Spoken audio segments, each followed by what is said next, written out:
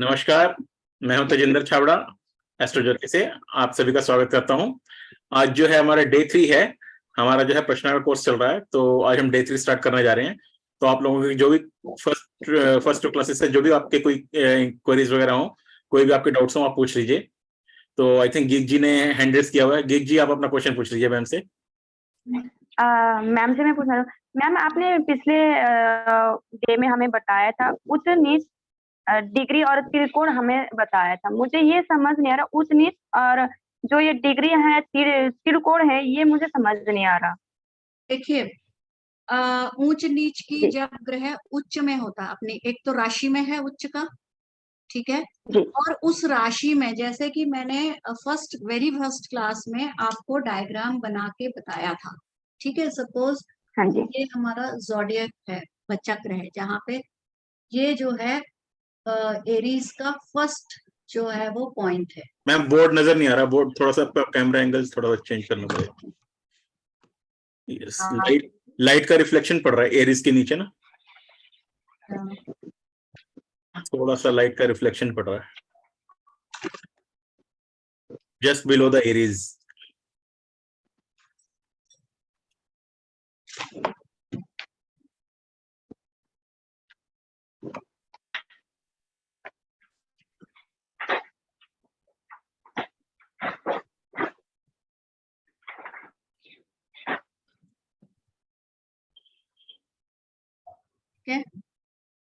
तो यहाँ पे ये एरीज का फर्स्ट पॉइंट है। Yes ma'am.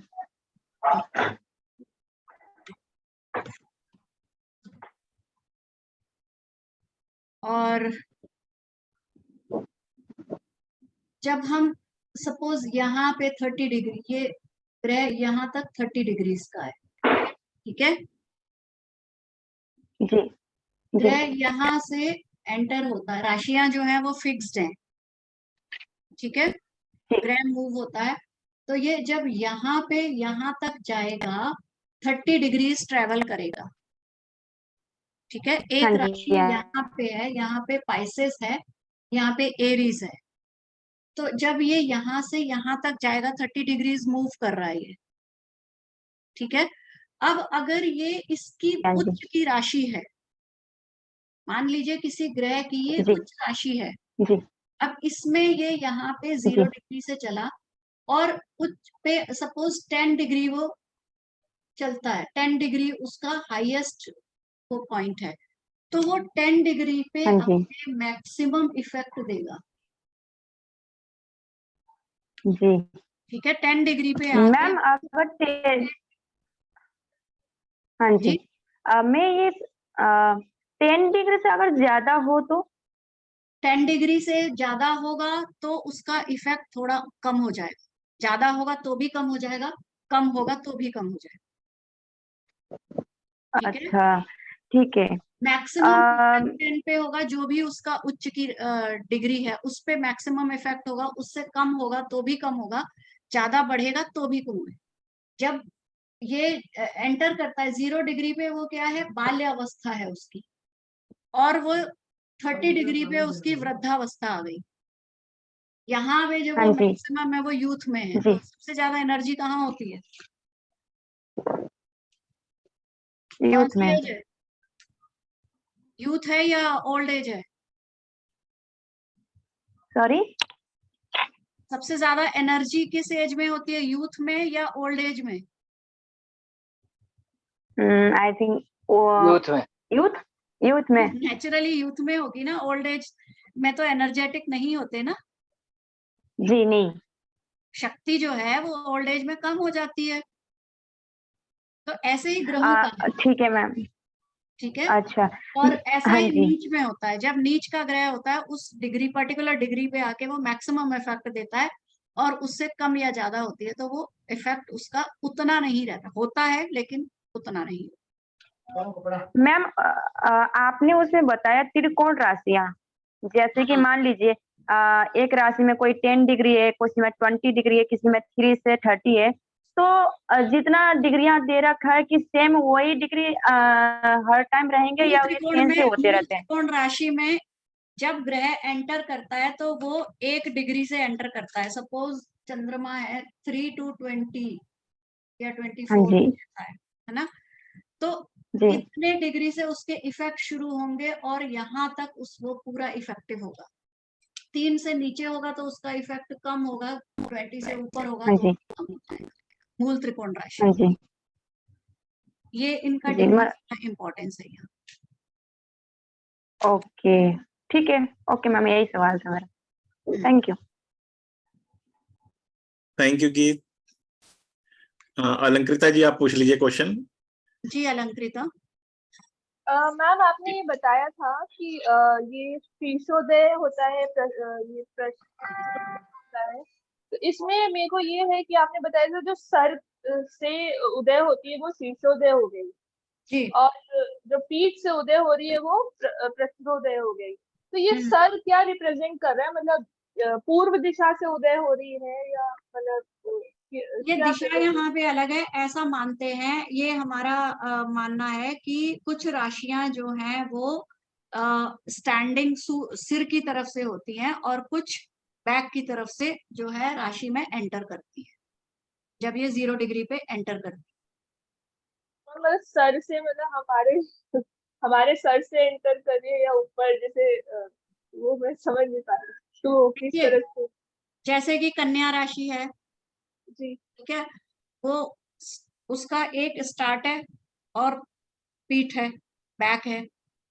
अच्छा अच्छा अच्छा, मतलब जो स्टार्टिंग पॉइंट हो गया उसका वो सर हो गया, जो एंडिंग हाँ पॉइंट हाँ है वो हाँ जी, पीठ हो गई, एग्जैक्टली, ये ठीक है। मतलब हुआ ना इसका। हम्म। वही मेरे को था कि अच्छा, मतलब जो स्टार्टिंग पॉइंट से वो स्टार्ट मतलब चार्ट में एंटर हो रही शीर्षोदय है हो गई वो और जो शीर्षोदय हो गया, पीछे से उदय हो रही हैं वो बैक से उदय हो रही पृष्ठोदय। है हाँ, कृष्णोदय। अच्छा अच्छा, ओके मीन राशि है, मीन मैम। राशि का साइन आपने देखा है, 2 हाँ मछलियां हैं, मछली, एक का हाँ मुंह है, दूसरे का पैर है, वो हाँ हाँ ऐसा है, तो वो हाँ, उभयो वो है। उभयोदय है, दोनों की है वो तो, हाँ, दोनों साइड से हो सकती उसको है। उभयोदय कहते हैं, वो सिर्फ मीन राशि है।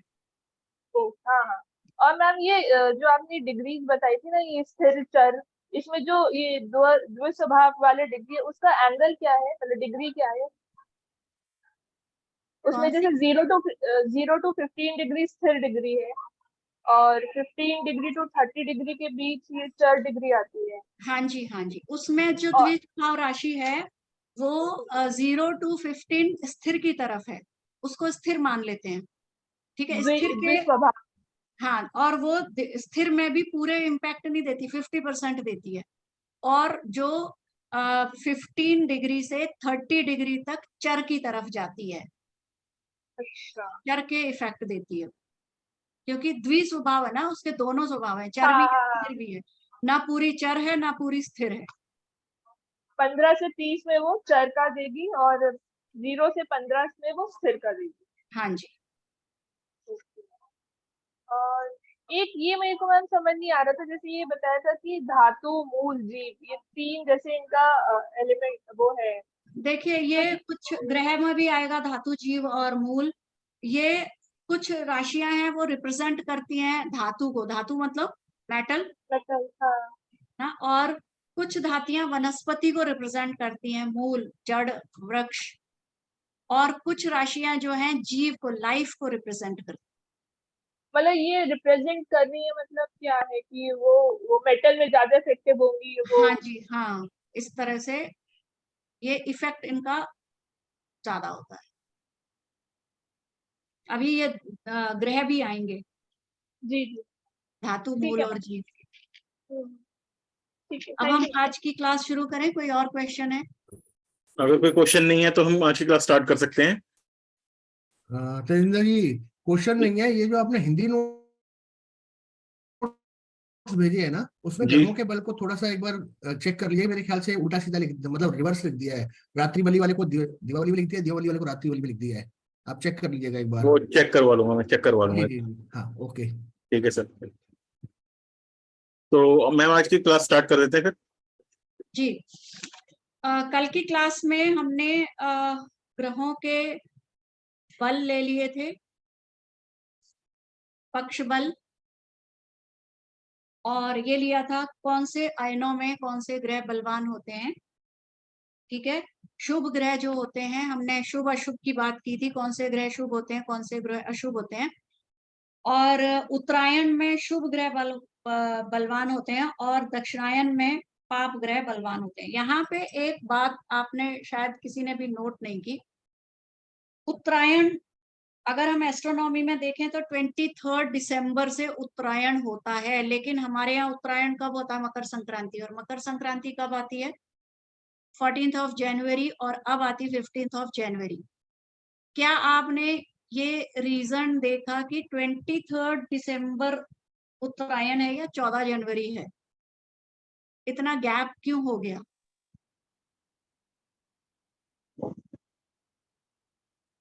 मैम वो स्टार्टिंग होगी ना, मतलब वो जब एंट्री करेगा सन। एंट्री तो वो राशियों में उसी टाइम करेगा। ये 23 दिसंबर से 14 जनवरी तक का गैप क्यों आ गया? देखिए, हमने, अगर आपको याद होगा, फर्स्ट डे की क्लास थी, उसमें हमने डिस्कस किया था थोड़ा सा इस बारे में। मैंने बताया था, भचक्र बताया था।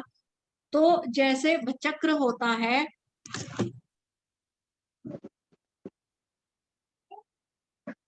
इसका जो स्टार्टिंग पॉइंट है वो एरीज राशि का फर्स्ट पॉइंट है, ठीक है।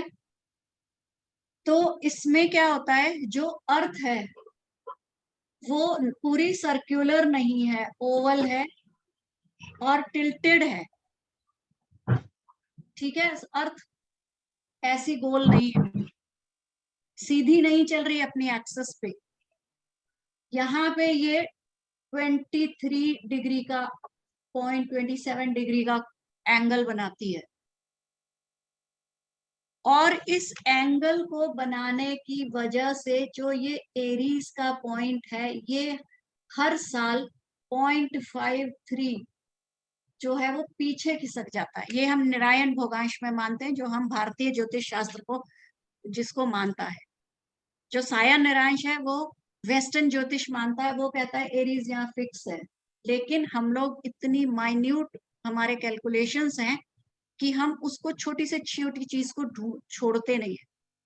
अब ये जो यहाँ से यहाँ तक 0.53 डिग्री घूमा, पीछे को गया अर्थ के टिल्टेड होने के कारण, तो ये कई सालों में जो ये है ये बढ़ता जाता है। सन 9000 में 31 दिसंबर को 31 दिसंबर को मकर संक्रांति पड़ती थी। अब आप देख सकते हैं 9000 साल से, और अब कितने साल हो गए? अब कौन सा ईयर चल रहा है? 2023। इतने सालों में ये 31 से खिसक के 14th, अब तो 15th हो गया है। अब मकर संक्रांति 14th को नहीं पड़ती है, 15th को पड़ती है। ये रीजन है कि अब जो है उत्तरायण जो है वो 14 जनवरी 15 जनवरी को हो गया 23rd। और एस्ट्रोनॉमी क्या मानती है? एस्ट्रोनॉमी उसको उसी दिन मानती है, उत्तरायण। तो ये रीजन है इसका। तो शुभ ग्रह उत्तरायण में बलवान होते हैं और पाप ग्रह जो है वो दक्षिणायन में बलवान होते हैं। दिग्बल कल हमने डिस्कस किया था। दिग्बल जो है लग्न में बृहस्पति और बुध का जो है वो पूरा बल मिलता है उनको लग्न में। दिग्बल होता है मतलब स्थान बल। तो लग्न में जुपिटर एंड मरकरी, इनका पूरा बल होता है। 4th हाउस में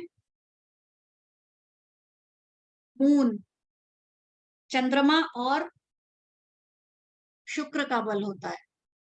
मैम बोर्ड क्लियर नजर नहीं आ रहा आपका। अब ठीक है? हाँ जी, अब ठीक है।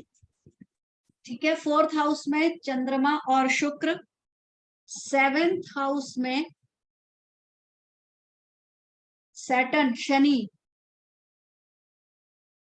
और 10th हाउस में सन और मार्स, मंगल, इनको जो है पूरा बल मिलता है। प्रश्न शास्त्र लगाते टाइम ये बातें भी हमें ध्यान में रखनी होंगी कि सूर्य अगर 10th हाउस में आया है तो वो पूरा बली है। अगर कोई क्वेश्चन कर रहा है जॉब से रिलेटेड तो सूर्य का 10th हाउस में होना एक अच्छा संकेत देता है।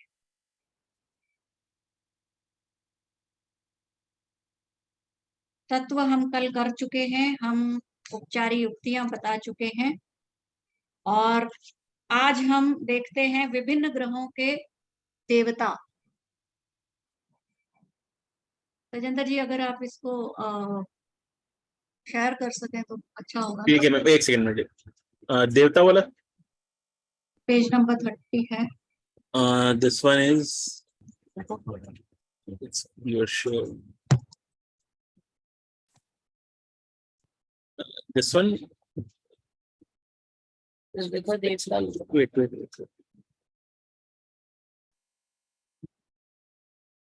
ये अनाहत कौन सा मैम पेज बता दीजिएगा मुझे। पेज है 30।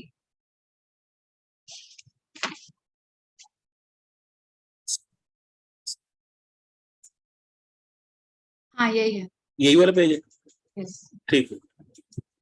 देखिए ग्रहों के देवता जब आप रेमेडीज बताते हैं तो ये बहुत काम आते हैं। सूर्य के देवता हैं शिव।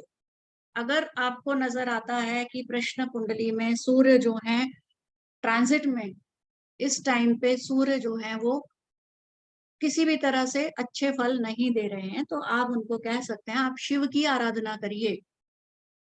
सूर्य के देवता हैं शिव। और अगर द्विस्वभाव राशि में है सूर्य, द्विस्वभाव राशि में 10 to 20 डिग्री पे, तो आप सुब्रमण्यम स्वामी बता सकते हैं, उनकी पूजा करें। और द्विस्वभाव राशि में अगर 0 to 10 डिग्री पे सुब्रमण्यम और 10 to 20 पे गणेश की आराधना बताई जा सकती है। चंद्रमा बलवान है, बलवान चंद्रमा हम कल बात कर चुके हैं। पक्षबल जब चंद्रमा के पास होता है, ठीक है, पूर्णमासी के टाइम पे, तो अगर चंद्रमा बलवान है तो दुर्गा माँ की पूजा करें। बलहीन है, चंद्रमा के पास पक्ष बल नहीं है, तो काली माँ की पूजा करें। और अगर मंगल की राशि में चंद्रमा आ गए हैं, वो भी बलहीन, तो चामुंडा माता की पूजा बता सकते हैं। दूसरा फिर हम आगे देखते हैं मंगल। अगर मंगल सिंह या धनु राशि में है तो सुब्रमण्यम स्वामी की पूजा करवा सकते हैं। मेष मिथुन तुला कुंभ में मंगल हैं तो भैरवनाथ की, और किसी भी सम राशि में मंगल हैं तो चामुंडा या काली। चर अथवा द्विस्वभाव राशियों में बुध है। बुध को कल हमने डिस्कस किया था कि बुध ग्रह का जिससे भी संबंध हो वो वैसे ही फल देते हैं। शनि के साथ हैं शनि के फल देंगे, सूर्य के साथ हैं सूर्य के फल देंगे, और जिस ग्रह के साथ हैं वो वैसे ही फल देने लगते हैं। तो चिर अथवा चर अथवा द्विस्वभाव राशियों में बुध हैं तो विष्णु अवतार, विष्णु के कितने अवतार हैं बता सकते हैं आप? 10 अवतार है। तो विष्णु के किसी 10 अवतार में से किसी भी अवतार की पूजा बता सकते, राम कृष्ण जो भी है, कोई भी। स्थिर राशियों के प्रथम और दूसरे देश कांड में बुध, स्थिर राशि के अगर 0 से 20 डिग्री तक अगर बुध हैं स्थिर राशि में तो कृष्ण की पूजा बता सकते हैं, उनके देवता हैं कृष्ण। स्थिर राशि के तीसरे देशकांड, तीसरा देशकांड होता है 20 डिग्री से 30 डिग्री तक, लास्ट 3 देशकांड होते हैं। ये D3 चार्ट होता है, वर्ग चार्ट होते हैं जन्म कुंडली में। अगर हम उनकी बात करें तो वो बहुत डिटेल्ड स्टडी है। तो देशकांड के 3 डिवीजन होते हैं। प्रथम होता है 0 से 10, द्वितीय होता है 10 to 20 और तीसरा होता है 20 to 30। तो अगर स्थिर राशि के तीसरे देश कांड में बुध हैं तो विष्णु उनके देवता हैं। बृहस्पति को हम देख सकते हैं, अगर बृहस्पति शुक्र की राशि में है तो लक्ष्मी की पूजा, वैसे ओवरऑल अगर बृहस्पति को बताएं तो हम विष्णु उनके देवता हैं। अगर शुक्र राशि में है तो लक्ष्मी की पूजा बता सकते हैं।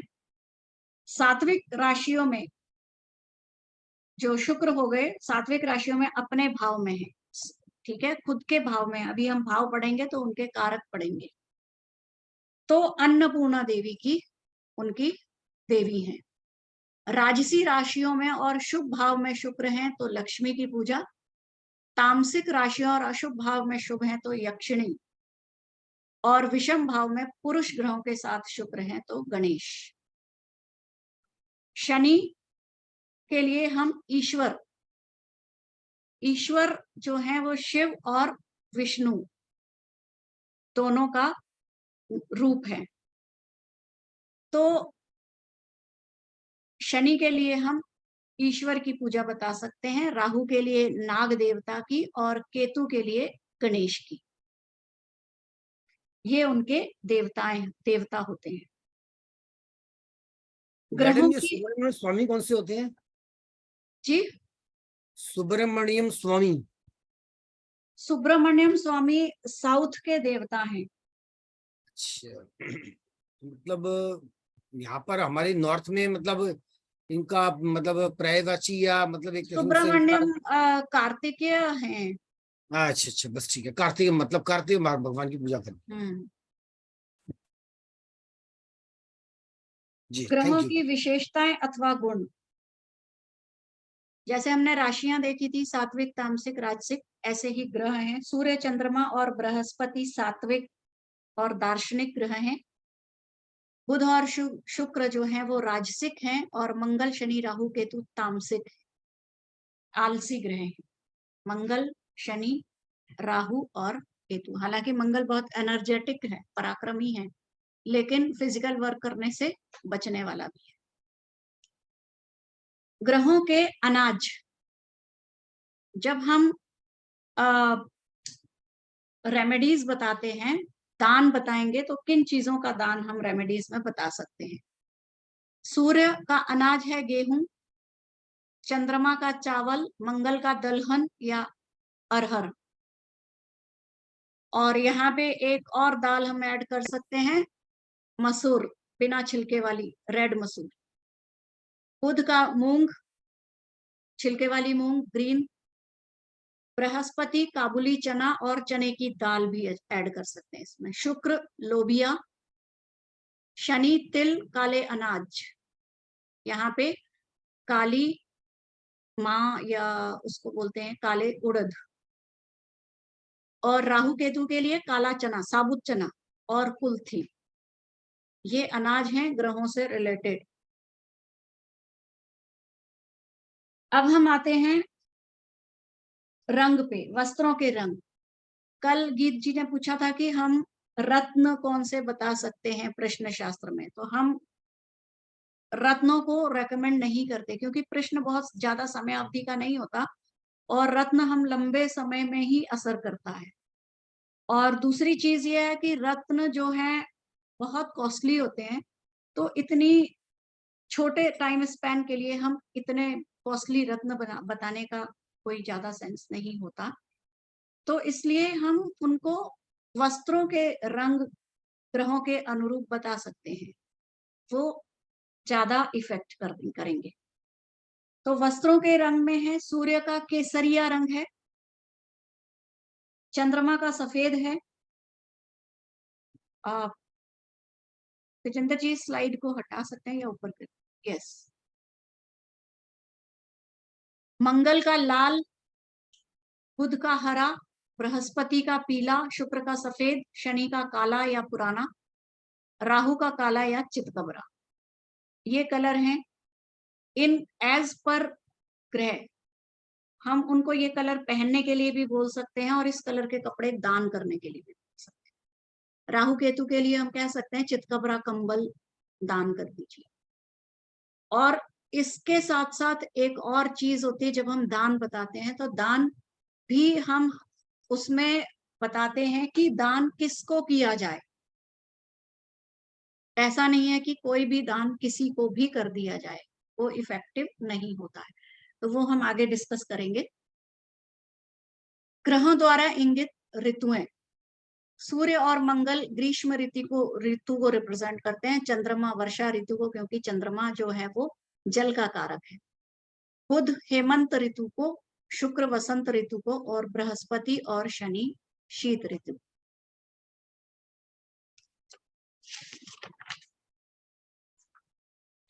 ग्रहों के द्वारा दिशाएं,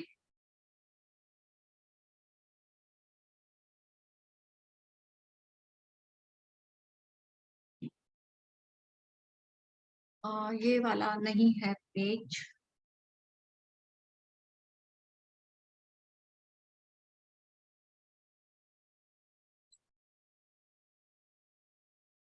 जी, सूर्य जो है, पहले हमने राशियों की दिशाएं देखी थी, अब हम ग्रहों की भी दिशाएं देखेंगे। सूर्य जो है वो पूर्व दिशा को बताता है, चंद्रमा उत्तर पश्चिम को, मंगल दक्षिण, बुध उत्तर, बृहस्पति उत्तर पूर्व, शुक्र दक्षिण पूर्व, शनि पश्चिम, राहु अथवा केतु दक्षिण पश्चिम। पद हम ऑलरेडी डिस्कस कर चुके हैं। सूर्य चंद्रमा राजा होते हैं, मंगल सेनाध्यक्ष है, बुध सिंहासन का वारिस है यानी राजकुमार है, प्रिंस है, बृहस्पति शुक्र मंत्री हैं, शनि नौकर है और राहु केतु सैनिक है। ग्रहों की दृष्टियां, ये एक बहुत इंपॉर्टेंट चीज है, इसको मार्क कर लीजिए। सभी ग्रहों की 7वीं दृष्टि होती है। जब हम भाव पढ़ेंगे तो दृष्टियों पे और बात करेंगे, भाव पे। जहां ग्रह स्थित होता है अपने से 7वें हाउस में वो दृष्टि डालता है। सारे ग्रह 7वीं दृष्टि सबकी होती है, और जितना उनका इम्पैक्ट पड़ता है ग्रह के किसी भी भाव में स्थित होने से, उससे भी ज्यादा उसकी दृष्टि जो है इफेक्ट डालती है। 7वीं दृष्टि सभी ग्रहों की होती है, और कुछ ग्रह हैं जिनकी 7वीं से अलावा कुछ और भी दृष्टियां होती हैं। जैसे बृहस्पति हैं, गुरु की दृष्टि तो बहुत ही ज्यादा इंपॉर्टेंस रखती है। कहते हैं ना, जैसे राम से ऊंचा राम का नाम, यहाँ भी बृहस्पति गुरु की स्थिति से ज्यादा उनकी दृष्टि महत्वपूर्ण है। जहां पे शुभ के बृहस्पति दृष्टि डाल दें तो बिगड़ता हुआ काम भी संभल जाता है, वो उस काम को बिगड़ने ही नहीं देते। अगर 7वें घर पे बुध दृष्टि डाल रहे हैं, कितना भी हस्बैंड वाइफ के बीच में लड़ाई झगड़ा हो, लेकिन उनका सेपरेशन नहीं होने देंगे। तो बृहस्पति की दृष्टि है 5वें घर पे, 7वें और 9th हाउस पे, 3 दृष्टि है बृहस्पति की। मंगल की दृष्टि है 4 चौथे हाउस पे, 7th हाउस पे और 8th हाउस पे। शनि की दृष्टि है 3rd हाउस पे, 7th हाउस पे और 10th हाउस पे। और बाकी जो सभी ग्रह हैं उनकी 7वीं दृष्टि है। राहु केतु की 5वीं और 9वीं भी कहीं कहीं मानते हैं। तो बाकी और भी दृष्टि होती है, ताजिक की दृष्टियां हैं, लेकिन प्रश्न शास्त्र कहता है सिर्फ ताजिक की दृष्टियां जो हैं वो प्रश्न शास्त्र नहीं मानता। प्रश्न शास्त्र कहता है कि जो पराशरी विंशोत्तरी, ये जो पराशरी दृष्टियां हैं, इन्हीं का प्रयोग प्रश्न शास्त्र में किया जाता है। ताजिक के योग जो हैं वो बहुत इंपॉर्टेंट हैं प्रश्न शास्त्र में। आगे हम योग पढ़ेंगे और उनको कैसे देखते हैं ये भी पढ़ेंगे, लेकिन दृष्टियां जो हैं वो ताजिक की प्रश्न शास्त्र में हम नहीं देखते, पराशरी दृष्टियों को ही कंसीडर करते हैं। तो हम ताजिक दृष्टियों पे बात नहीं करेंगे, जो हमें इस शास्त्र में नहीं पढ़नी है।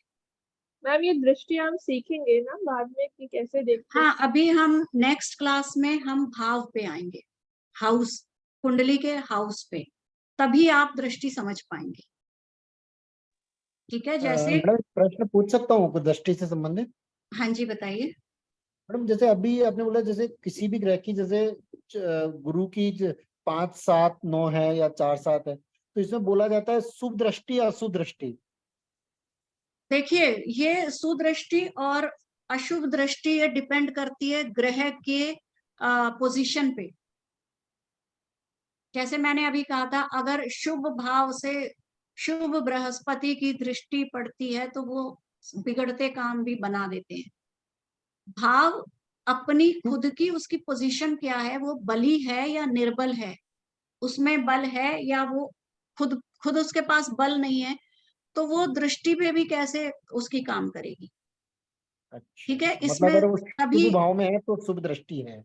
जी, अगर भाव के पास पूरा बल है और भाव खुद शुभ हैं, तो वो उनकी दृष्टि शुभ होगी, चाहे पांचवी हो, सातवीं हो, नौवीं हो। ठीक है, यहाँ पे जो सातवीं दृष्टि है वो सबसे ज्यादा इफेक्टिव है, तो बाकी दृष्टियां कम इफेक्टिव नहीं है। शनि की तीसरी दृष्टि को हम अलग इम्पैक्ट मानते हैं, लेकिन इफेक्टिव वो भी है। तो अगर शनि शुभ भाव में बैठे हैं और शुभ राशि में हैं, तो उनकी दृष्टि, वैसे शनि की दृष्टि क्या होती है, खराब होती है। कहते हैं ना, आप शनि मंदिर में जाइए तो भी आप कहा जाता है कि शनि से आंखें मत मिलाइए, शनि की दृष्टि सब जला देती है। तो जितना शनि जो है अशुभता नहीं देते, उनकी दृष्टियां अशुभता देती हैं। लेकिन अगर शनि शुभ भाव में है और शुभ इफेक्ट दे रहे हैं, तो उनकी दृष्टि भी पूरा इम्पैक्ट नहीं डालेगी। बृहस्पति अगर अशुभ हैं तो उनकी दृष्टि अशुभ नहीं करेगी। बृहस्पति की दृष्टि कभी भी अशुभ नहीं करती, लेकिन हाँ शुभता उनकी कम हो जाएगी, शुभ इफेक्ट कम हो जाएगी। इसी तरह हम बाकी ग्रहों को देखेंगे, वो शुभ हैं या अशुभ हैं, किस भाव में बैठे हैं, किस राशि में हैं, और अस्त तो नहीं है, कॉम्बस्ट हैं, वक्री हैं, वक्री रेट्रो, ये भी हम थोड़ा डिस्कस करेंगे, रेट्रो का इफेक्ट क्या होता है। ठीक है, रेट्रो कैसे होता है, कॉम्बस्ट का मतलब क्या है, हमने पिछली क्लास में ये डिस्कस किया था। तो इन सारी चीजों का इम्पैक्ट जो है दृष्टि पे पड़ता है। दृष्टि कभी अशुभ या अशुभ नहीं होती, वो ग्रह के अकॉर्डिंग ही काम करती है। ठीक है, अब हम देखते हैं ग्रहों की मित्रता।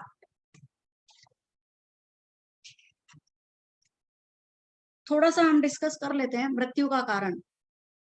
एक और बात मैं आपसे कहना चाहूंगी, चाहे वो जन्म कुंडली है, प्रश्न कुंडली है, न्यूमरोलॉजी है, कोई भी लॉजी है, मृत्यु का प्रेडिक्शन करने के लिए टोटली ज्योतिष शास्त्र मना करता है, कोई सा भी ब्रांच हो। मृत्यु के बारे में हम ये बता सकते हैं कि मृत्यु कैसे होगी, कारण क्या हो सकता है, बीमारी से होगी, लेकिन कब होगी ये प्रश्न कभी भी ज्योतिष शास्त्र परमिशन नहीं देता, कोई भी ब्रांच हो डिस्कस करने। तो हम ये कभी भी, अगर हमारे पास कोई क्वेश्चन आता है तो हम इस क्वेश्चन को नहीं लेते हैं। मृत्यु का कारण क्या हो सकता है, 8वें भाव में स्थित ग्रह मृत्यु का कारण दिखाता है। जब हम भाव डिस्कस करेंगे तब हम देखेंगे कि 8वें घर में कौन सा ग्रह है, वो बताते हैं कि मृत्यु सुखद होगी, दुखद होगी। उससे रिलेटेड जब हम ग्रह के कारकत्व देखेंगे कि वो क्या है, आगे हम देखते हैं। जैसे सूर्य है, मृत्यु का कारण अग्नि से रिलेटेड हो सकता है। चंद्रमा है, डूबने से, जल तत्व है, ये हम देखेंगे कि ये तत्व क्या है और उसी से रिलेटेड होगा। मंगल है, शस्त्र से या दुर्घटना से। बुध फीवर से। बृहस्पति किसी लंबी बीमारी से। शुक्र प्यास से। शनि भूख से या अचानक मृत्यु, शनि जो है वो अचानक मृत्यु देते हैं। और राहु विष से या गलत दवा के सेवन से। मृत्यु के बारे में हम इतना ही डिस्कस करते हैं, इससे ज्यादा नहीं, इसलिए इसको आज ही डिस्कस कर लिया। अब हम देखते हैं ग्रहों की मित्रता। मैडम अगर केतु हो तो राहु और Ketu same same. Effect. Thank you. अगर कोई प्लेनेट ही नहीं हुई तो? प्लैनेट नहीं हो तो उस पे कौन सी राशि है, उसका स्वामी कौन सा है। अच्छा, ओके, भाव में कोई ना कोई राशि तो होगी, राइट। और राशि स्वामी अच्छा, बताएगा। और राशि स्वामी कहाँ पे प्लेस्ड है, कौन से हाउस में, उससे भी इम्पैक्ट होएगा? उसका भी इम्पैक्ट पड़ता है, उसका भी पड़ेगा, लेकिन अष्टम अगर कोई ग्रह वहां पे नहीं बैठा है हाँ तो जी। फिर अष्टमेश बताएंगे। अब देखिए प्रथम जो समूह है ग्रहों का, आपस में जो सब ये मित्र हैं, सूर्य, चंद्रमा, मंगल, Brihaspati, Ketu.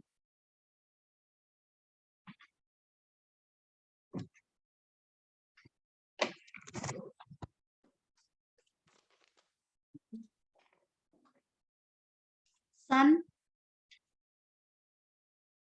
Moon, Mars, Jupiter, सूर्य, चंद्रमा, मंगल, बृहस्पति और केतु, ये मित्र हैं। ये एक ग्रुप है। दूसरा ग्रुप है बुध, शुक्र, शनि और राहु। मरकरी, वेनस, सैटर्न और राहु दूसरा ग्रुप है। अब ये जो फर्स्ट ग्रुप में है, ये आपस में सब मित्र हैं,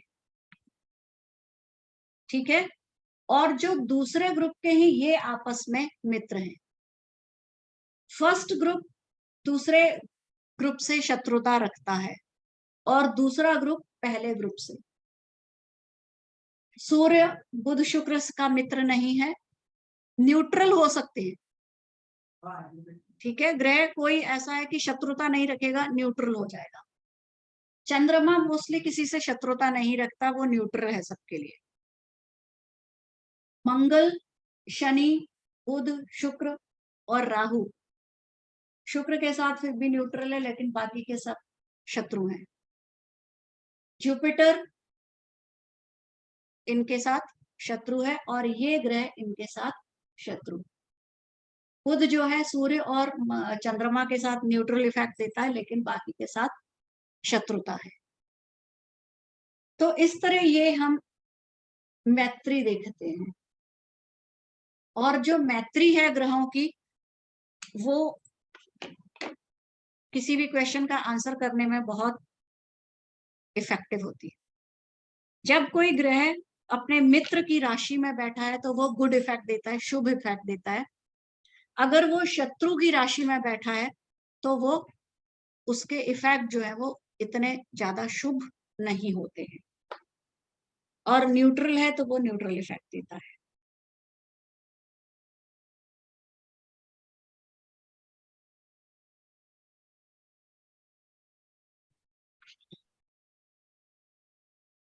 अब हम देखते हैं कि शरीर के कौन से अंग हैं जो कि ग्रह जो हैं रिप्रेजेंट करते हैं। सूर्य हड्डियों को बताते हैं। सूर्य अगर खराब है तो हड्डियां कमजोर होंगी, हड्डियों की बीमारी होगी। चंद्रमा रक्त लिक्विड के ग्रह हैं। मंगल मज्जा, मज्जा मतलब जो बोन के अंदर जो लिक्विड होता है या मसल्स। बुध त्वचा, बृहस्पति चर्बी फैट, शुक्र वीर्य, शनि स्नायु और मांसपेशियां, राहु और केतु हड्डियां और पैर, ठीक है। हड्डियों का सूर्य का भी इंपैक्ट होगा और राहु केतु का भी। धातु मूल और जीव, धातु और खनिज के जो ग्रह हैं वो हैं चंद्रमा, मंगल, राहु और शनि। मूल अथवा जड़ है सूर्य और शुक्र। और जीव और प्राणी हैं बृहस्पति और बुध।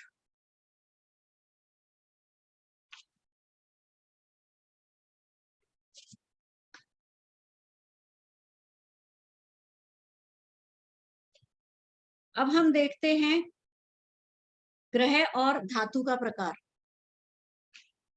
सूर्य जो है वो मोती को रिप्रेजेंट करता है, शुक्र और चंद्रमा चांदी को। यहाँ पे ये स्टोन्स नहीं है, इनसे कंफ्यूज मत होइए। मंगल पीतल और लाल पत्थर या बुध मूंगा, बुध स्वर्ण, बृहस्पति स्वर्ण, शनि लोहा, राहु हाथी दांत।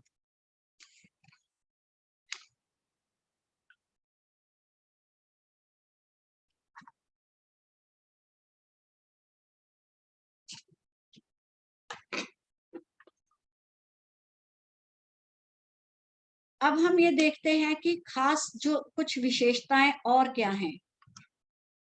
जैसे सूर्य है, जीवन शक्ति, साहस,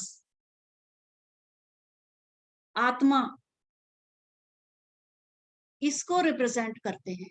शरीर में आत्मा जो है वो सूर्य है, जीवन शक्ति देने वाले ग्रह सूर्य हैं, और समाज में राजा हैं, शासक हैं, और रिलेशन में पिता हैं।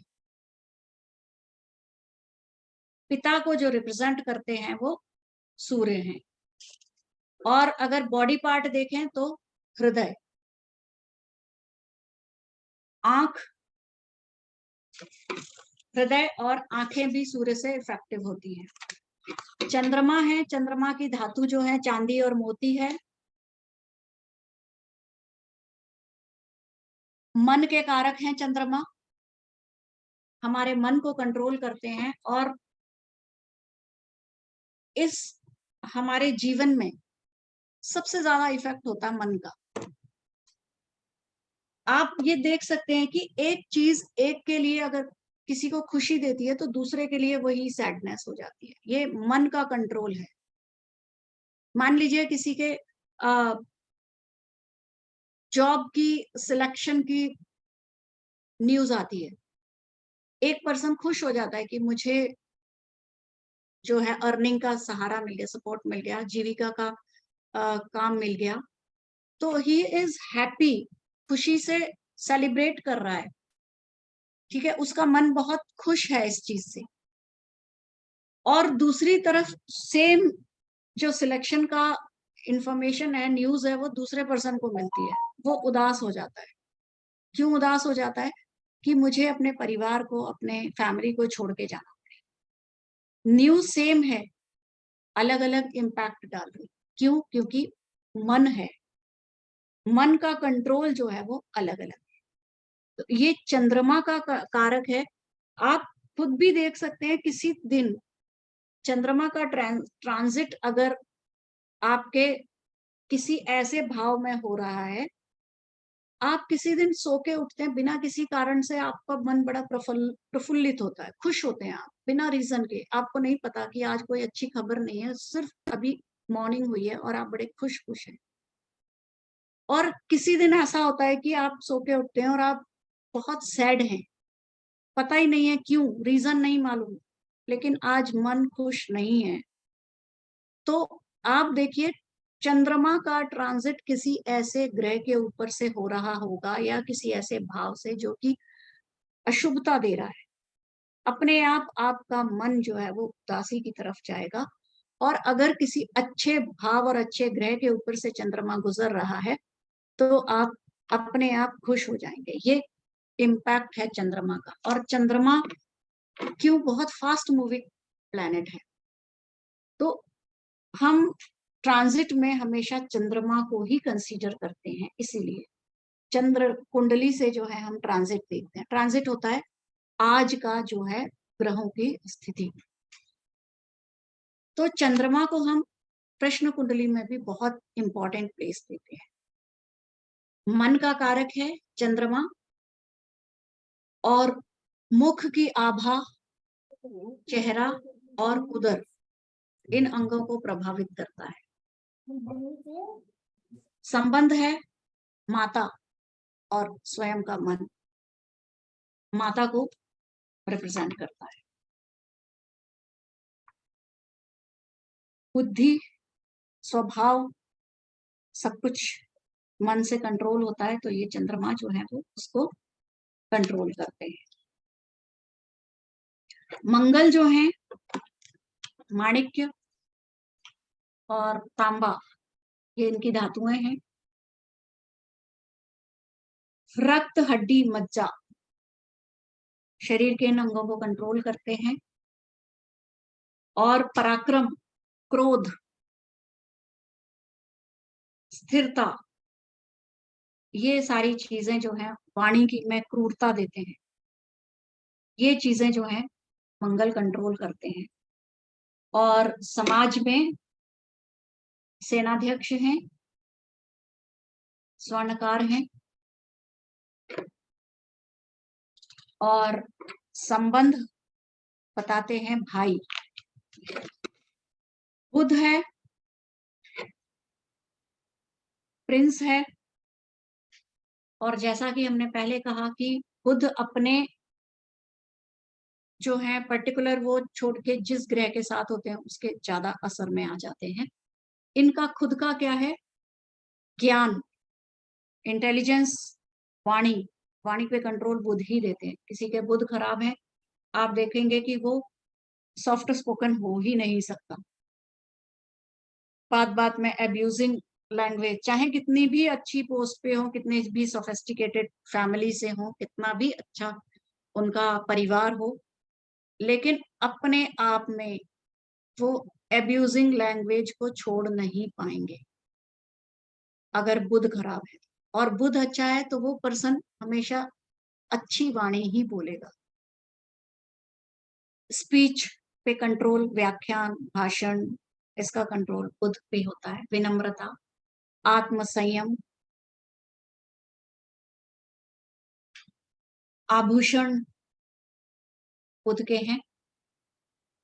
और त्वचा, गर्दन, त्वचा की बीमारियां, वात, पित्त और कफ का बैलेंस, ये भी शुद्ध बुध बताते हैं। संबंध है नाना और छोटे भाई बहन।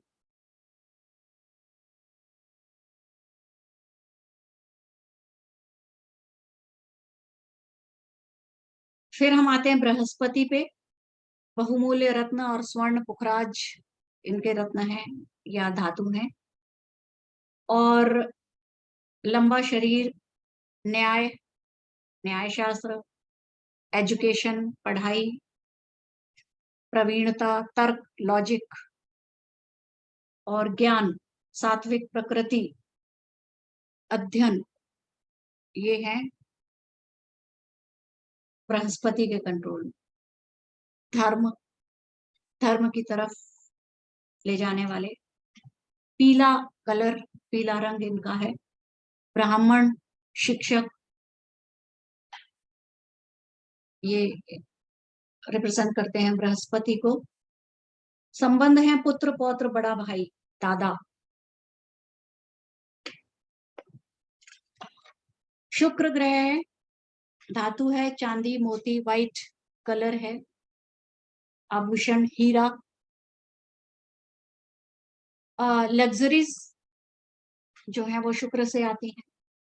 सुख शांति, जीवन के सुख शांति, कंफर्ट्स शुक्र देते हैं।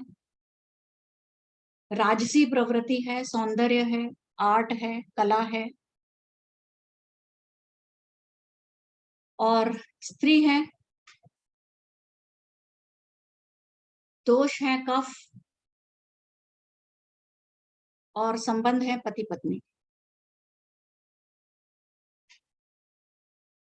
शनि क्रूर ग्रह है, रत्न है, धातु है लोहा, नीलम। विपत्ति देते हैं, शत्रुता देते हैं, अशुद्ध मन देते हैं, घृणा देते हैं, परोपकार भी देते हैं और न्याय भी देते हैं, दासता भी देते हैं। समाज में शूद्र, सेवक और संबंध है चचेरे भाई।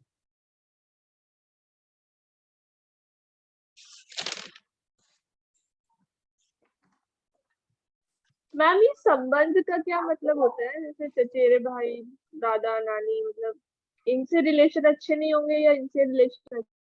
इन रिलेशंस को रिप्रेजेंट करते हैं। जैसे मंगल है वो छोटे भाई को रिप्रेजेंट करता है, ठीक है। जहाँ पे वो जिस जैसे थर्ड भाव है, भाव भी रिप्रेजेंट करते हैं, छोटे भाई का होता है। उस भाव से हम छोटे भाई के बारे में जान सकते हैं। किसी का मंगल अगर बहुत शुभ स्थान में है और शुभता दे रहा है, तो हम कहेंगे कि इसका अपने छोटे भाई के साथ संबंध जो है वो बहुत अच्छा है। इसका छोटा भाई जो है वो अपनी लाइफ में सक्सेसफुल होगा, ठीक है। ये संबंध शो करते हैं ये ग्रह। और बाकी भाव भी, अगर शुभ भाव में है तो ही शुभता दे रहे हैं, अशुभ भाव में है तो भाई से संबंध अच्छे नहीं होंगे, ठीक है। ये संबंधों को बताते हैं। राहु धातु और रत्न है गोमेद लोहा पन्ना। अंग है हड्डियां, जैसा हम पहले ही देख चुके हैं। योग्यता देते हैं ये कटुवाणी दोषपूर्ण तर्क। अगर राहु किसी का स्ट्रांग है, वो लॉजिकल तो बहुत होगा, लेकिन उसके तर्क जो होंगे वो बहुत लॉजिकल नहीं होंगे, दोषपूर्ण होंगे। तर्क देगा, वो गलत तर्क पे अड़ा रहेगा। और दूसरा क्या होता है, जैसे राहु जिसका बहुत प्रभावपूर्ण होता है कुंडली में, उसका एक नेचर होता है कि वो गलत को सही और सही को गलत समझता है। आप इसको एक्सपेरिमेंट करके देखना कि उसको पर्सन को एनालाइज करने में वो बहुत कम सक्सेसफुल होता है। राहु प्रधान पर्सन की एक खासियत होती है कि वो जो अच्छे होंगे उसको उसमें बुराई दिखाई देगी, वो बुराई ढूंढेगा कि ये पर्सन है, ये बहुत ऊंचाई पे है, लेकिन इसमें ये बुराई है। और जो बुरा होगा उसमें उसको अच्छाई ढूंढेगा वो, कि अगर ये बुरा है तो इसमें ये अच्छी बात भी है। मैम ये किसमें खासियत। बुरा होगा, किसमें अच्छा होगा राहु? राहु अगर प्रभावशील है तो, ज्यादा प्रभाव है राहु का, तो जैसे लग्न में राहु बैठा है तो उसकी एक खासियत हो जाएगी कि वो अच्छे को बुरा और बुरे को अच्छा समझता है। पराक्रमी होता है, कंफ्यूज्ड बहुत होते हैं राहु वाले, मिथ्यावादिता होते हैं, और शूद्र होते हैं, धर्म को कम मानते हैं। संबंध है नाना, तो और शारीरिक दोष देते हैं, ट्यूमर, वायु विकार, कफ, फोड़े फुंसी वगैरह। केतु जो हैं गोमेद भी उनका रत्न है, धातु राहु की तरह ही है। पीड़ा देते हैं, शोक देते हैं। कहते हैं केतु जो है कैंची चलाते हैं। कोई भी काम हो रहा होगा, अगर केतु कहीं पे दशा आ जाए या वो है, तो वो काम बनते बनते बिगड़ जाते हैं।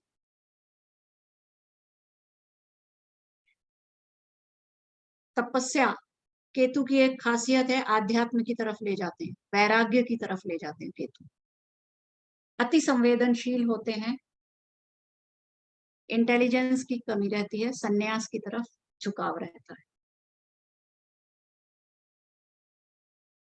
चिकित्सक भी हो सकते हैं, शूद्र होते हैं, और ऑकल्ट साइंस, केतु जो है वो ऑकल्ट साइंस में जरूर लेके जाता है। किसी भी तरह की ऑकल्ट साइंस का बहुत शौकीन होते हैं, केतु प्रभाव जिन पे होता है। वही सेम है, वायु विकार, चोट देते हैं, पेट की बीमारियां देते हैं, चर्म रोग देते हैं। हम और ये भी जो लगन में हो तो, जी लगन में हो तो हाँ, लग्न में हो या फिर ज्यादा इफेक्ट किसी ऐसे ग्रह में हो जो बहुत ज्यादा इफेक्ट दे रहे हो तब। मैम और केतु तो यहाँ संबंध पे है दादा जी। अभी हम ओके। भाव पढ़ेंगे तो पता चलेगा ग्रह किस भाव में ज्यादा इफेक्टिव होते हैं।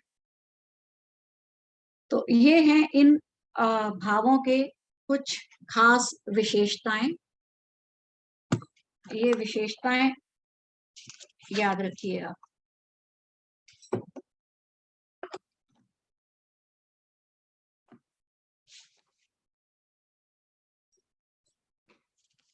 और केतु का एक और बहुत इंपॉर्टेंट चीज है, केतु मोक्ष की तरफ ले जाते हैं। केतु ग्रह जो है कितनी भी चाहे रुकावट दे लाइफ में, कितना भी बुरा कर लें, लेकिन मोक्ष की तरफ ले जाने वाला ग्रह भी केतु वैराग्य की तरफ ले जाता है। और वैराग्य से क्या होता है, वैराग्य ही है ना, पहले वैराग्य और फिर मोक्ष। मैडम अगर किसी का केतु लगन में भी हो और उच्च का भी हो, मतलब जी, तो वो तो सन्यासी की तरफ जाने का पूरा पूरा चांस है क्या? डिपेंड करता है और भी बहुत सारी चीजें कुंडली की। ऐसा नहीं है कि केतु लग्न में है तो वो सन्यासी ही बन जाएगा, नहीं, लेकिन साथ में उच्च का भी है। साथ में उच्च का केतु भी है। वैसे तो राशियों को हम केतु का वो ठीक है, इतना नहीं होता है, लेकिन केतु उच्च का है और लग्न में है। आप उस पर्सन को देखिए, उसके मन में रह रह के विचार आता होगा कि ये बेकार की लाइफ है, छोड़ छाड़ के चले जाओ। एस्केपिस्ट हो जाते हैं, एस्केपिज्म पे चले जाते हैं कि एस्केप कर जाओ, जो परिस्थिति आ रही है उसका सामना ना करो, बच के निकल जाओ। ये चीज देता है कि सन्यासी क्या अरे करते हैं, देखिए। घर में दिक्कत है तो नानी के घर भाग जाओ, नानी के घर दिक्कत है तो मामा के घर एग्जैक्टली, भाग जाओ। परिस्थिति से बच जाओ, सामना मत करो। अगर मंगल है, वो कहेगा, देखिए एक छोटा सा एग्जांपल लेते हैं। सपोज घर में चोर आ गए, अगर मंगल प्रधान व्यक्ति है ना, वो डट के खड़ा हो जाएगा कि आके देख, चाहे उसमें बल है नहीं है, बच्चा है, मंगल प्रधान बच्चा भी कहेगा कि मुझसे लड़ाई कर, पहले मुझसे लड़ फिर अंदर जा। और अगर केतु वाला है तो वो कहेगा कि मैं साइड में हो जाता हूँ, मैं छुप जाता हूँ, तू अंदर जाके जो मर्जी कर। तो ये केतु का ये है। और सन्यास देखिए, अगर आप मोक्ष की तरफ जाना चाहते हैं, अगर आप आत्मिक सुख की तरफ, ज्योतिष का अल्टीमेट एम क्या है, हम थोड़ा सा ये डिस्कस करते हैं। जो हमारा जो ज्योतिष शास्त्र है, वेस्ट का ज्योतिष शास्त्र है, वो लग्जरीज पे, आज की लाइफ कंफर्टेबल हो, इस पे ध्यान देता है। ठीक है, आपको आज सुख मिलना चाहिए, वर्तमान में, प्रेजेंट में आपकी लाइफ कैसी है, ये वो बताएंगे। और हमारा जो भारतीय ज्योतिष है, हालांकि हम उससे बहुत भटक गए हैं, हमारा ज्योतिष कहता है आत्मिक सुख जो है वो अल्टीमेट एम है, और आत्मिक सुख हमें ले जाता है मोक्ष की तरफ। ठीक है, तो आज कितने कुंडली दिखाने वाले आते हैं, उसमें 100 में एक आता होगा जो कहेगा कि मुझे आध्यात्मिक जर्नी में मैं कहाँ तक पहुंचूंगा, या आध्यात्म की तरफ मेरा झुकाव कैसे होगा, मैं आध्यात्म को कैसे प्राप्त करूं। कोई नहीं चाहता, कोई पूछेगा नहीं, लेकिन केतु वाला पूछेगा। अगर किसी केतु बहुत प्रभावशाली है कुंडली में, तो वो ये कभी ना कभी सवाल पूछेगा कि मैं आध्यात्म में आगे कैसे बढ़ूं, या फिर मैं मैडम ऑक्कल्ट साइंस में कैसे बढ़ूं। अभी तक तो जो क्वेश्चन आते हैं ना, जिनको भी हम बता रहे हैं, हम सीख रहे हैं, सबसे पहला क्वेश्चन तो पैसे का ही आता है, भैया पैसा कब आएगा। ठीक है, वही दूसरा मैंने आपको यही कहा कि हम भटक गए हैं। दूसरा क्वेश्चन आता है शादी कब होगी, और वो लव जी, अफेयर का। इसके अलावा तीसरा क्वेश्चन मेरा, अभी तक जॉब वाले क्वेश्चन भी नहीं आ रहे मेरे पास। ये 3-4 ही लोग हैं जो, मतलब जिंदगी सबके लोगों की यहीं तक पैसा और बॉयफ्रेंड गर्लफ्रेंड यहाँ तक रह गई है, बस शादी कब होगी। एस्ट्रोटॉक में तो यही होता है, और उसमें तो और कहीं वो आगे जाते ही नहीं। तो जी, यही मैंने बोला कि भटक गए हम। जो ज्योतिष का एक्चुअल एम है, अगर हम शास्त्र पढ़ें तो वो हमेशा, कोई भी शास्त्र उठा लो, वो तो कहते हैं सांसारिक सुख से। अब वो ये भी नहीं कहता हमारा शास्त्र कि सांसारिक सुख को छोड़ के जंगल में चले जाओ। हमारा शास्त्र कहता अपनी जिम्मेदारियां पूरी करते हुए आप उनमें इतना ज्यादा इन्वॉल्व मत हो, वहीं डिटैच होके जिम्मेदारी पूरी करो और वहीं से आध्यात्म की तरफ जाओ। ये छोड़ के भागने वाला जो वो केतु होता है, केतु कहता है कि मुझे कुछ नहीं करना, मुझे घर में रहना ही नहीं, मैं तो सन्यासी बन के कहीं चला जाऊं। ये वैराग्य की भावना देता है। अगर आपके पास कोई कुंडली है जिसमें केतु लग्न में है और उच्च का भी आप बता रहे हैं, आप उसकी मनोस्थिति पूछिए, उसको हमेशा वो यही सोचता होगा कि आज तो मैं ये इस जिंदगी से खुश हूं, लेकिन नहीं, मजा नहीं आ रहा, छोड़ो 4 ये बार घर सब। से भाग चुका है मैडम बंदा। मैंने वही कहा, वो भागेगा, और अगर घर में भी रहेगा तो वो इस फीलिंग के साथ रहेगा कि क्या बेकार की लाइफ है, छोड़ो इसको, चलो कहीं बाहर, छोड़ के चले जाओ यहाँ से।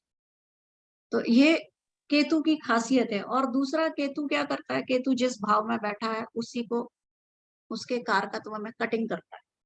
केतु को कैंची कहा जाता है। मतलब आपको खुद का जो पर्सनैलिटी में सफलता मिल रही है, पर्सनैलिटी मिलते में मिलते गलती कर रही केतु है। का। जी, खुद लगन में बैठे तो खुद की पर्सनैलिटी में ही कटिंग करेगा। पर्सनैलिटी में कटिंग करेगा, बिल्कुल। जो चीज है, मैडम यहाँ तक कि बीमारी में भी करता है। बीमारी आपको बहुत तंग कर रही है और उसी टाइम पे केतु की कोई प्रत्यंतर दशा आ गई, उस दिन आपको लगेगा बीमारी ठीक हो रही है।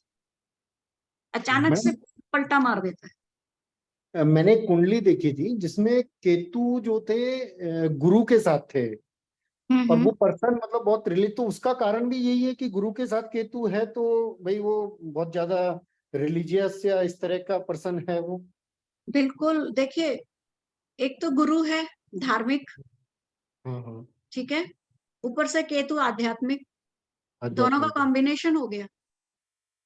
हाँ, एक तरफ अध्ययन, धर्म, ज्यादातर गुरु क्या है, धर्म के अध्ययन की तरफ ले जाता है, धर्म के तरफ है। और केतु आध्यात्म की तरफ। तो ये तो बढ़िया, दोनों का कॉम्बिनेशन हो गया, धर्म और अध्यात्म। तो ये ग्रहों को जितना आप, मैं आपको कहूंगी पढ़िए इनके बारे में, बहुत इंटरेस्ट आने लगेगा। जैसे आप शुरू करेंगे, आप बहुत इंटरेस्ट, मजा आता है। जैसे कि मैंने स्टार्टिंग में कहा था कि मेरे जो गुरु थे वो कहते थे कि जब तुम ग्रहों को अच्छे से जान लोगे तो ग्रहों को पढ़ने की, जानने की जरूरत नहीं, ग्रह कुंडली से निकल के तुम्हें बताएंगे। मैम ग्रह कौन सी आगे बुक आप रिकमेंड करोगे इसके लिए, मतलब कहाँ ठीक है, पढ़े? कहाँ पढ़ें आप? अच्छी अच्छी किताबें देखिए, फल दीपिका लीजिए, ठीक है, उसमें पढ़िए। और हमारे आईकास में बहुत सारी किताबें हैं। अगर आईकास में हम प्रवीण वन की फलित बुक पढ़ते हैं तो उसमें बहुत अच्छा ग्रहों का डिस्क्रिप्शन है, एक एक चीज का कारकत्व बहुत अच्छे हैं। मैम ये मिलेंगी कैसे बुक्स? ऑनलाइन अवेलेबल है? ऑनलाइन मिल जाएंगी आप। फल दीपिका। फल दीपिका पढ़िए। मैडम मेरे कुछ एक दो क्वेश्चंस थे प्रीवियस क्लास से रिलेटेड, पूछ सकता हूँ अभी? जी बिल्कुल। हाँ मैडम, जैसे पिछली वाली क्लास में जैसे आपने बताया था कि जो ग्रह अपनी अगर उच्च राशि में है तो वो शुभ फल देते हैं, अच्छे फल देते हैं। तो अगर लेकिन मान लीजिए अगर कोई अशुभ ग्रह है जैसे राहु है या शनि है, अगर ये अपनी उच्च राशि में तो भी शुभ फल देंगे? ये अशुभ अगर ग्रह है और वो अशुभ राशि में है तो वो उच्च में जाके उसकी अशुभता कुछ कम हो जाएगी, लेकिन उसके अशुभ के कारकत्व भी बढ़ जाएंगे।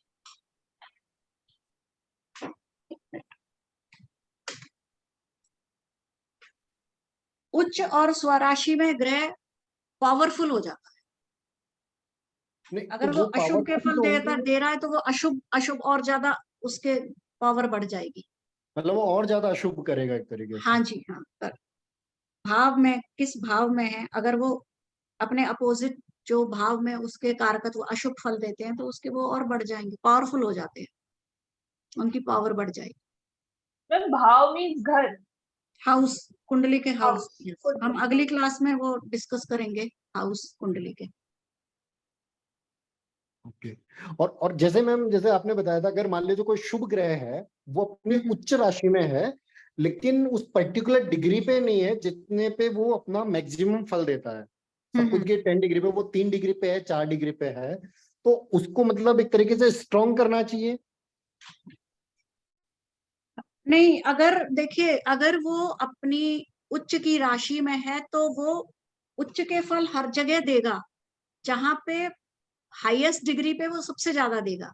पर ऐसा नहीं है कि वो डिग्री कम है तो कम हो जाएंगे, वो अच्छे फल देगा। और अगर वो आप उस ग्रह से रिलेटेड कोई काम चाहते हैं तो उसको और भी ज्यादा स्ट्रॉन्ग कर सकते हैं। सूर्य अगर उच्च के हैं तो वो उच्च के फल तो आपको दे ही रहे हैं, फिर भी आप गवर्नमेंट सर्विस में और अच्छा करना चाहते हैं तो उससे रिलेटेड आप स्टोन पहन सकते हैं, अगर वो अच्छे भाव में है तो। अच्छा, जी। और अगर वो मैडम उच्च के हैं मैडम तो उच्च का उसको हो, स्ट्रॉन्ग करने की जरूरत नहीं पड़ती है ज्यादा। मैडम चाहे उच्च का हो या अपनी ही राशि में हो, दोनों ही अच्छा माना जाएगा दोनों ना? ही अच्छे हैं। जी। उच्च के ग्रह की ज्यादा पावर है, स्वराशि की भी पावर है, उच्च की ज्यादा है। जी। अच्छा मैम एक चीज और मैं आज के एक टॉपिक से रिलेटेड है, जैसे आपने बताया 8वां भाव जो हमारा होता है कुंडली में वो मृत्यु का कारक है। हाँ? अब चूंकि ये निश्चित है, ठीक है, हर पर्सन का एक मृत्यु तो होना निश्चित है, चाहे रीजन जो भी हो उसका। हाँ? और जो भी ग्रह वहां पे है आपने बताया भाई उससे रिलेटेड कोई ना कोई रीजन हो सकता है। हाँ? जी। क्या अभी जैसे मान लो कोई बीमारी जो है, बुध बैठा हुआ है और उसमें बताया कि बीमारी कोई भी बीमारी से मृत्यु होगी, तो एक तो बीमारी होती है कि आदमी बहुत कोई लंबा बहुत परेशान होके उसकी डेथ होती है, एक होता है नॉर्मल बीमारी होके डेथ हो जाती है। हाँ, तो उसमें ऐसा है कि उस पर्टिकुलर ग्रह को भाई इस तरीके से किया जाए कि भाई ठीक है आदमी नॉर्मल बीमारी में ही चला मतलब खत्म हो जाए या ऐसा कुछ? देखिए, ये तो एक बहुत छोटा सा संकेत है। अच्छा। इसके लिए और बहुत सारी चीजें हैं जो उसको कारक होती हैं। सिर्फ एक ग्रह से ही नहीं हम किसी भी चीज को प्रेडिक्ट कर सकते। ओके। और जैसा आपने कहा कि कोई ऐसा है, जैसे शनि या बृहस्पति होते हैं, वो लॉन्ग डिजीजेस, जैसे बृहस्पति हैं इस ये डायबिटीज वगैरह के लिए रिस्पॉन्सिबल होते हैं। शनि है वो लॉन्ग बीमारी देते हैं। तो हम अगर उनके उपाय करें तो थोड़ा सा फर्क पड़ेगा उपाय से। देखिए, एक छोटी सी 2 मिनट की स्टोरी है, अगर बहुत ज्यादा टाइम नहीं हुआ तो। हाँ मैम बिल्कुल। एक बार पार्वती जी ने शंकर जी से पूछा कि आप कहते हैं कि जो भी रिजल्ट मिलते हैं वो सबके कर्मों के हिसाब से मिलते हैं, ठीक है, और हम भी, हमारा ज्योतिष शास्त्र कर्म सिद्धांत ही मानता है। हम ये कहते हैं कि जो हम प्रारब्ध में करके आए हैं उनके ही फल हम भोगते हैं। जरूरी नहीं इस जन्म में भोगें, कल्प कल्प तक कभी भी भोग सकते हैं। और जब तक उन कर्मों का भुगतान नहीं होता तब तक हम ये जन्म मरण के चक्कर से निकल के मोक्ष तक नहीं पहुंचते। ठीक है, यही कहता ना हमारा ज्योतिष कर्म सिद्धांत। बिल्कुल। तो पार्वती जी कहती हैं कि आप कहते हैं कि जो भी कुछ है, जो भाग्य है, सुख दुख है, जो भी प्राणी भोगता है वो कर्मों से है। लेकिन प्राणी फिर भी ग्रहों और नक्षत्रों की पूजा में लगे रहते हैं, तो उसका क्या कोई औचित्य है? तो शंकर जी जवाब देते हैं कि बिल्कुल जो सही बात है कि कर्मों से ही फल मिलते हैं, लेकिन ग्रह और नक्षत्र जो है वो संकेत देते हैं कि जो कर्म आपको भोगने हैं उनका फल आगे आने वाला है। हमारा ज्योतिष शास्त्र क्या करता है, हमारी जन्म कुंडली हमें क्या बताती कि जीवन में आने वाली घटनाएं, चाहे वो शुभ है या अशुभ, कब और कैसे घटने वाली, कहाँ घटने वाली है, ये सारी चीजें ज्योतिष बताता है। तो ग्रह हमें ये संकेत देते हैं, ग्रह हमें बता देते हैं कि ये घटना आने वाली है। ना तो ग्रह उसे रोकेंगे, ना ही उसमें कुछ बढ़ा देंगे। तो पार्वती जी कहती हैं तो क्या फिर हम भाग्य मान के बैठ जाएं, कर्म ना करें? तब शंकर जी कहते हैं कि ग्रह या ग्रह को पूजना छोड़ दें, उनका क्या औचित्य है?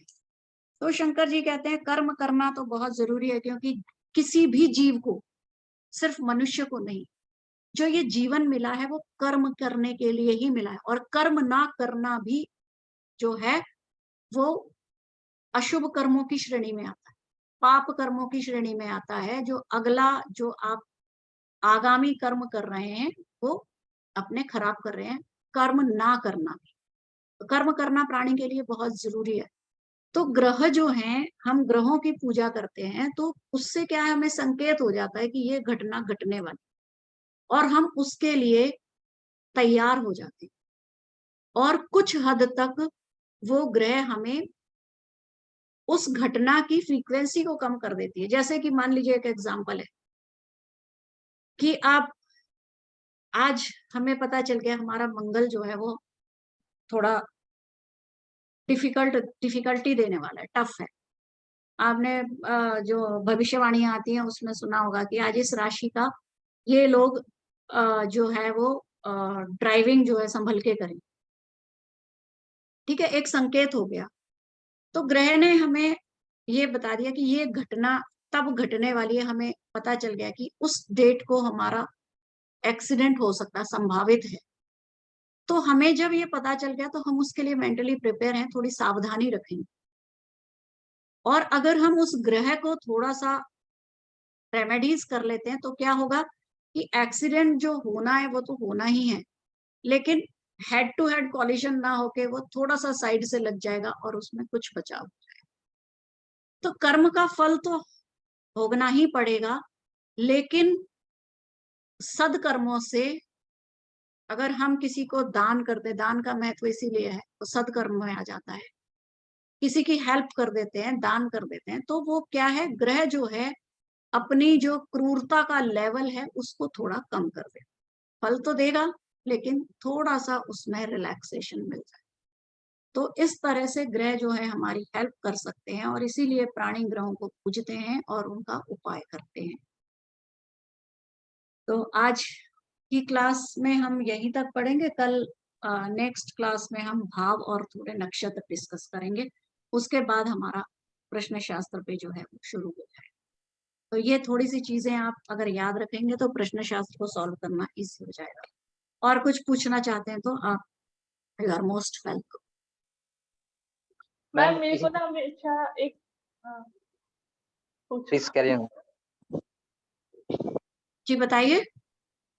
मेरे को ये डाउट रहा है, जैसे अभी मैम कोरोना हुआ था 2-3 बीच में, उसमें जैसे सडन डेथ्स भी हुई है लोगों की, जैसे एक वर्ड आता है आकस्मिक मृत्यु, तो वो आकस्मिक मतलब सडन ही होती है या उसकी लिखी भी है कि भाई उसको 50 इयर्स या 40 इयर्स में ही जाना है?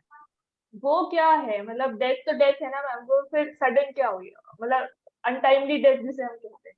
देखिए, अनटाइमली डेथ भी हम उसको भी अपने कर्मों से ही जोड़ सकते हैं। ठीक है, और कर्म जो है वो इंडिविजुअल के तो होते ही हैं, कभी कभी ये जो होता है पूरी मानव जाति से भी रिलेट करते हैं। अच्छा।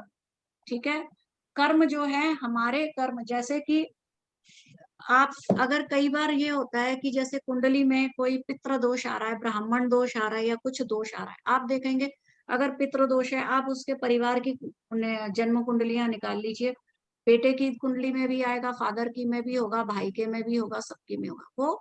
अब देखिए, जो उस टाइम पे, जो कुंडली के टाइम पे जो स्टार्स थे, नक्षत्र थे, ग्रह थे, एक से तो नहीं थे, लेकिन वो दोष क्यों आ रहा है सबके, उसी परिवार में क्यों आ रहा है?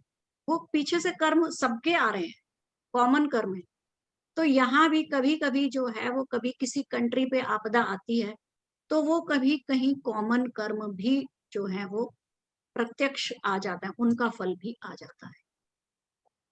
तो मैम इससे बचा जा सकता है, मतलब अगर कुछ किसी हद के तक, उसमें है कि भाई कुछ हद उसमें तक सडन, कर्मों का फल तो भोगना ही पड़ेगा, उससे बचा नहीं जा सकता।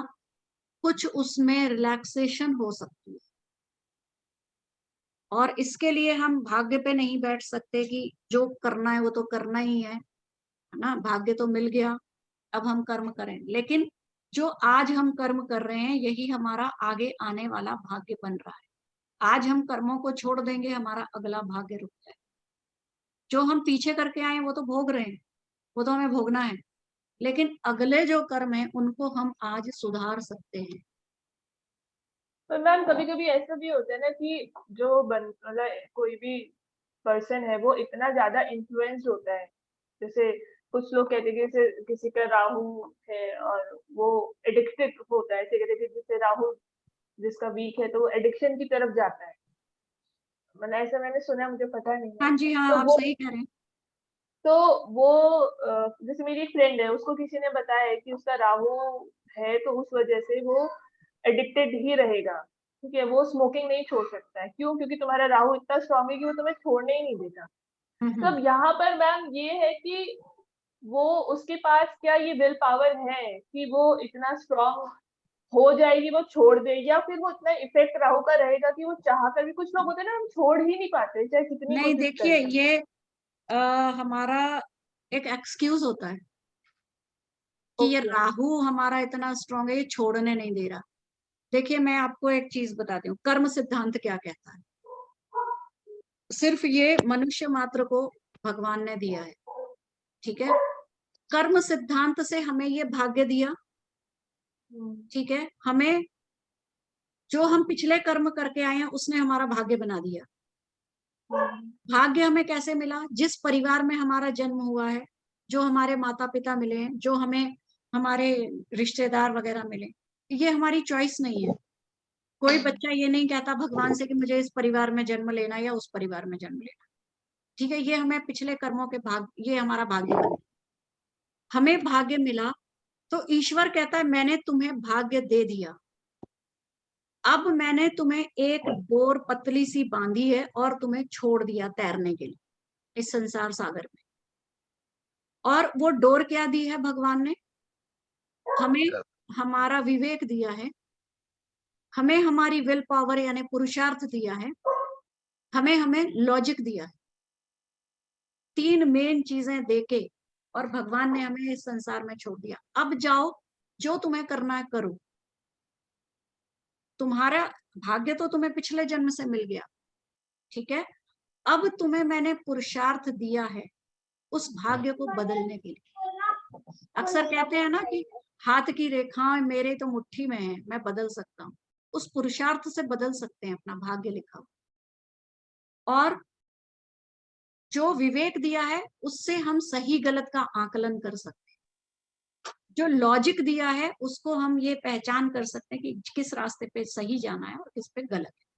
मतलब ये मैम हमारे हाथ में है, मैं सोचती हूँ, बिल्कुल पर है। ये एक्सक्यूज नहीं है ना कि नहीं वो राहु नहीं, ऐसे था और बुध कितना भी वैसे था और स्ट्रॉन्ग ये ग्रह अगर आप उससे स्ट्रॉन्ग हैं तो उसको आप ओवर पावर कर सकते कर हैं। सकते हैं। इतना पुरुषार्थ भगवान ने मनुष्य को देके भेजा है। भगवान कहता है, आप देखिए कोई बच्चा गरीब परिवार में पैदा होता, उसके घर पे बहुत सारे एग्जाम्पल्स हैं, खाने के लिए 2 वक्त की रोटी नहीं होती और वो आगे चल के आईएएस बन जाता है। क्या उसको वो फैसिलिटीज, वो एनवायरमेंट मिल रहा है कि वो आईएएस की पोस्ट तक पहुंच जाए?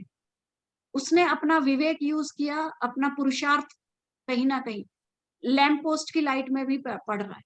और एक बच्चा है, बहुत अच्छी फैमिली में उसका बर्थ हुआ है, अच्छी अच्छी पोस्ट पे सब है, लेकिन वो नालायक बन गया, वो ड्रग्स लेके पड़ा है और वो अपना एक्सक्यूज दे रहा है कि मेरा ये ग्रह स्ट्रांग है, ये नहीं करने दे रहा, वो नहीं करने दे रहा, ठीक है। तो ये ग्रहों का से ज्यादा हम अपने ग्रहों को ओवर पावर कर सकते हैं अपनी विल पावर से, अपनी शक्तियों से, अपने बुद्धि से और अपने लॉजिक से।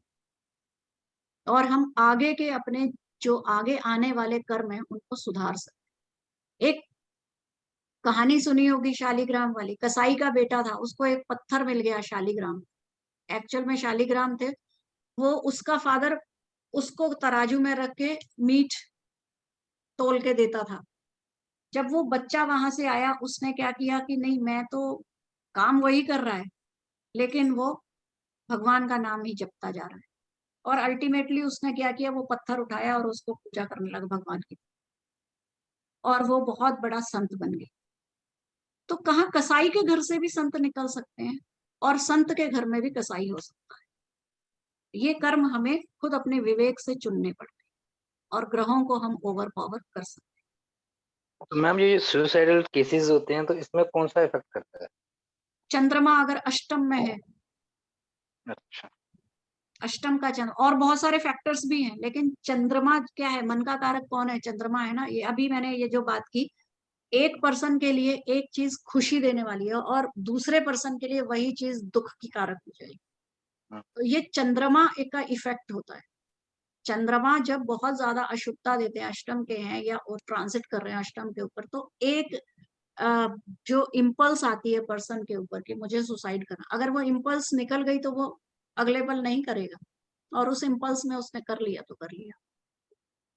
ये चीज कौन डिसाइड करता है, वो इम्पल्स कौन डिसाइड करता है यहाँ पर, कि उसकी विल पावर या वो जो ग्रह का इफेक्ट हो रहा है वो ग्रह का? यहाँ पे जब उसकी विल पावर कमजोर है तो इम्पल्स उस पर हावी हो जाती है, वो ग्रह हावी हो जाता है। अगर उसकी विल पावर बहुत स्ट्रांग है तो वो कितना भी अशुभ ग्रह है वो उस पर हावी नहीं है।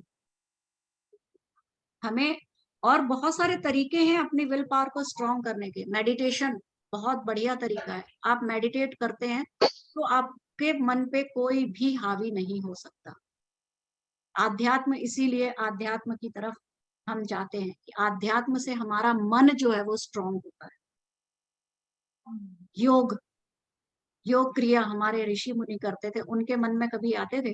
कितनी भी संत हैं हमारे जो एक्चुअल में संत, ठीक है, जो बाबा है वो नहीं, तो संत कितनी भी बड़ी बीमारी हो वो आपने देखा होगा वो हमेशा हंसते रहते हैं। क्यों खुश होते हैं? वो कहते हैं कि जो हमारे पिछले कर्म भोग हैं वो अभी निपट रहे हैं। और हमारे जैसे कॉमन पर्सन क्या होते हैं, भगवान मुझे ये कष्ट क्यों? और वो कहते हैं कि अच्छा वो मुझे कष्ट दिया, मेरे कर्म जो है वो, ऋण जो है वो चुक रहे हैं। तो ये मन का है, जितना हम मन को स्ट्रॉन्ग करेंगे हमारे पास पावर है। भगवान ने जो संत बनाए उनके उनके पास एक्स्ट्रा दिमाग नहीं डाला, उनके पास एक्स्ट्रा चंद्रमा की पावर नहीं दी, एक्स्ट्रा ग्रहों की पावर नहीं दी, उन्होंने अपनी पावर्स को एनहेंस किया है। हमारे पास भी वो पावर है, हम भी कर सकते हैं।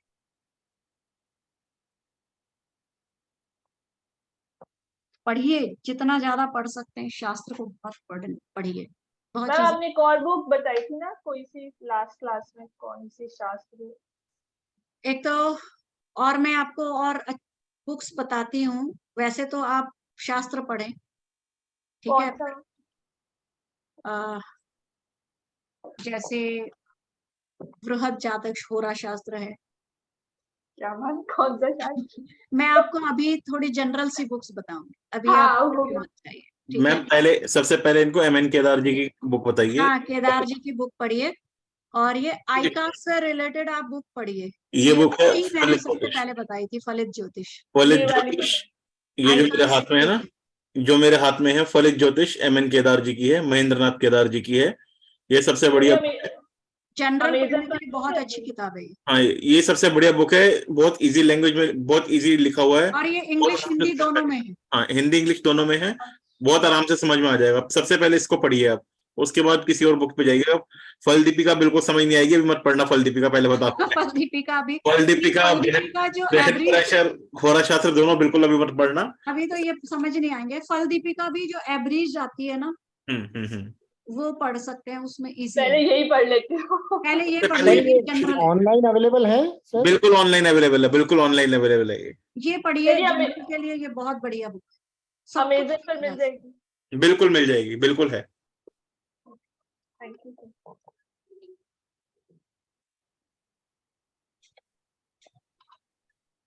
तो और किसी का अगर कोई क्वेश्चन नहीं है तो फिर हम वाइंड अप करते हैं। अगर किसी का कोई क्वेश्चन है तो आप पूछ लीजिए।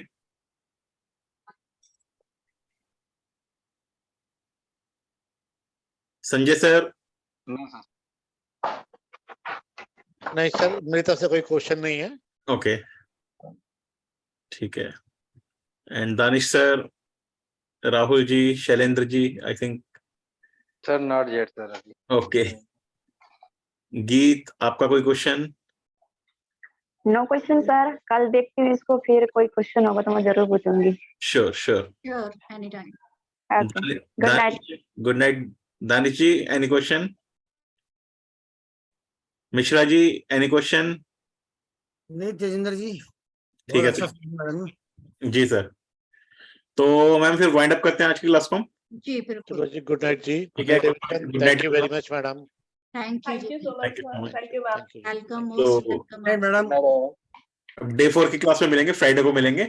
तो have a good night and enjoy. ठीक है, see you on Friday. Okay, good night. Okay Bye. Good night. Good night.